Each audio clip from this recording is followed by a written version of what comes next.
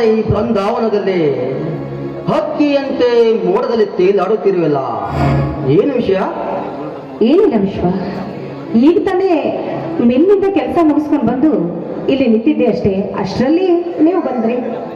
ನೋಡು ಜೊತೆ, ನಿನ್ನಿಂದ ನನಗೊಂದು ಕೆಲಸವಾಗಬೇಕು. ಅದೇನು ಅಂತ ಹೇಳಿ ಸೂರ್ಯ, ನನ್ನ ಕೈಲಾದ್ರೆ ಖಂಡಿತವಾಗ್ಲೂ ನಡೆಸ್ತೀನಿ. ಜ್ಯೋತಿ, ನಾನು ಬಯಸಿದ ಆ ಲಕ್ಷ್ಮಿ ನನ್ನನ್ನು ಬದಲಾಗಿ ನನ್ನ ತಮ್ಮನನ್ನು ಪ್ರೀತಿಸಿ ಮದುವೆ ಆದಳು. ಸಂತೋಷವಾಗಿರೋ ಅವರ ಬಾಳಿನಲ್ಲಿ ಚಂಡಮಾರುತ ಎಬ್ಬಿಸಬೇಕಾದರೆ ಆ 3 ಜನ ಅಂದರೆ ಸೂರ್ಯ ಚಂದ್ರನನ್ನು ನೀನು ಬುಟ್ಟಿಗೆ ಹಾಕಿಕೊಳ್ಳಬೇಕು. ನಂತರ ಮಧುನನ್ನು ಮದುವೆಯಾಗಿ ಸರಸ ತುಂಬಿರುವ ಅಣ್ಣ ತಮ್ಮಂದಿರ ಮಧ್ಯ ವೇಷವನ್ನು ಹುಟ್ಟಿಸಿ ಮನೆಯಿಂದ ಆಚೆಗೆ ಕಳಿಸಬೇಕು. ವಿಶ್ವ, ಇದು ಮಾತ್ರ ನನಗೆ ಖಂಡಿತವಾಗಲೂ ಸಾಧ್ಯವಿಲ್ಲ ವಿಶ್ವ, ಸಾಧ್ಯವಿಲ್ಲ. ಹಾಗಾದರೆ ಇವತ್ತಿನ ಗಂಟು ಮೂಟೆಗಳನ್ನು ಕಟ್ಟಿಕೊಂಡು ಮನೆಯಿಂದ ಆಚೆ ನಡೆ. ಈ ಕೆಲಸಕ್ಕೆ ಬೇರೆ ಹುಡುಗರನ್ನು ನಾನು ನೇಮಿಸುತ್ತೇನೆ. ದಯವಿಟ್ಟು ಹಾಗನ್ಬೇಡಿ ವಿಶ್ವ. ನೋಡಿ, ನನಗೆ ಹಣದ ಅವಶ್ಯಕತೆ ತುಂಬಾ ಇದೆ ವಿಶ್ವ. ಹಣ ಬೇಕಾದರೆ ಈ ಕೆಲಸ ಮಾಡು. ಏಕೆಂದರೆ ಮಿಂಡನಿಗಾಗಿ ಗಂಡನನ್ನೇ ಕೊಲೆ ಮಾಡುವ ಹೆಣ್ಣುಗಳೇ ತುಂಬಿರುವ ಈ ಜಗತ್ತಿನಲ್ಲಿ ಈ ಸಣ್ಣ ಮನೆ ಮುರಿಯುವ ಕೆಲಸಕ್ಕೆ ಹೆಣ್ಣುಗಳಿಗೇನು ಕಡಿಮೆ? ಅಯ್ಯೋ ದೇವಿ, ಇದೆಂತ ಇಕ್ಕಟ್ಟಿನ ಪರಿಸ್ಥಿತಿಗೆ ಸಿಲುಕಿಸಿದೆ ನನ್ನನ್ನು. ಈಗ ತಾನೇ ಸೂರ್ಯನಿಗೆ ನಂತರವನ್ನುವಂತಿರುವ ಯಾವ ಮನೆಯಲ್ಲಿ ನಾನು ಕಾಲಿಟ್ಟ ಮೇಲೂ ನನ್ನ ಗೋಕುಲದಂತೆ ನೋಡ್ಕೊಳ್ತೀನಿ ಅಂತ ಮಾತು ಕೊಟ್ಟಿದ್ದೆ. ಆದ್ರೆ ಈಗ 3 ದೇಹ ಒಂದೇ ಪ್ರಾಣ ಬರ್ತಿರುವ ಅಣ್ಣ ತಮ್ಮಂದನ್ನ ಅಗಲಿಸ್ಬೇಕು ಅಂತ ಹೇಳ್ತಾ ಇದ್ದೇನೆ. ಇರ್ಲಿ, ನನ್ನ ಕಾರ್ಯ ಸಾಧನೆ ಆಗ್ಬೇಕಾದ್ರೆ ನಾನು ಈ ಕೆಲಸನ ಮಾಡ್ಲೇಬೇಕು.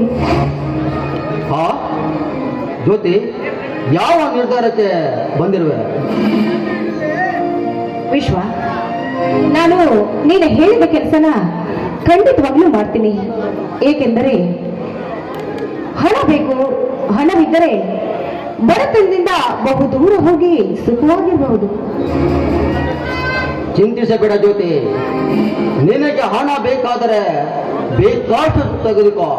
ಆದರೆ ಪ್ರಾಯ ಇರುವೊಳಗೆ ಈ ಕೆಲಸವನ್ನು ಮಾಡಿ ಮುಗಿಸು. ಏಕೆಂದರೆ ಪ್ರಾಯ ಹೋದ ಹೆಣ್ಣು, ಕೊಳತು ಹೋದ ಹಣ್ಣು ಎರಡು ಒಂದೇ ನನ್ನ ದೃಷ್ಟಿಯಲ್ಲಿ. ನಿಜವಿದೆ ವಿಶ್ವ, ನಿಮ್ಮ ಮಾತಿನ ಮರ್ಮ. ಇನ್ನು ಮುಂದೆ ನೀವು ಹೇಳಿದ ಕೆಲಸನ ಆದಷ್ಟು ಬೇಗ ಮಾಡಿ ತೋರಿಸ್ತೀನಿ, ಸರಿನಾ? ಜ್ಯೋತಿ, ಪ್ರಶಾಂತವಾದ ಈ ವಾತಾವರಣದಲ್ಲಿ ಹಕ್ಕಿಯಂತೆ ನಟಿಸಿ ನವಿಲಿನಂತೆ ಕುಳಿತು ನನ್ನ ಮನದಾಸೆಯನ್ನು ತಣಿಸುವ. ಆಗ್ಲಿ ವಿಶ್ವ.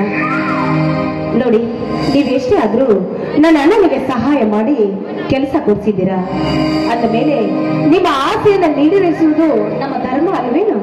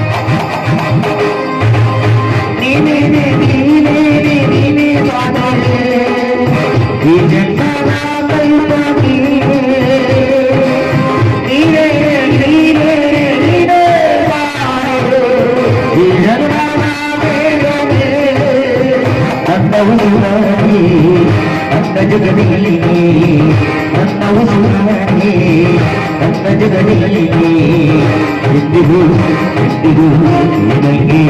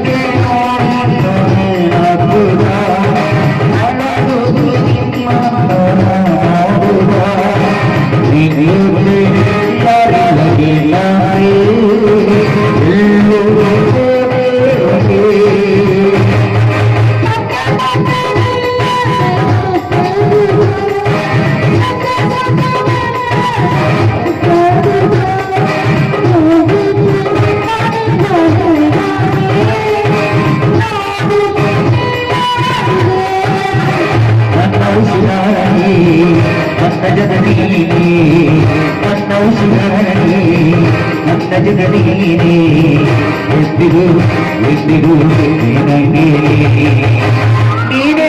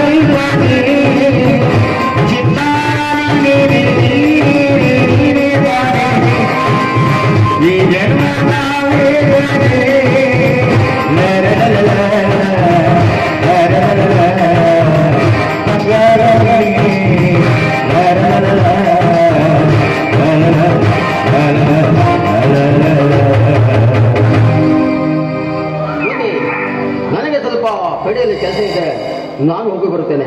ಬಾಯ್ ಬಾಯ್ ವಿಶ್ವ. ಹೋಗು ವಿಶ್ವ, ಹೋಗು.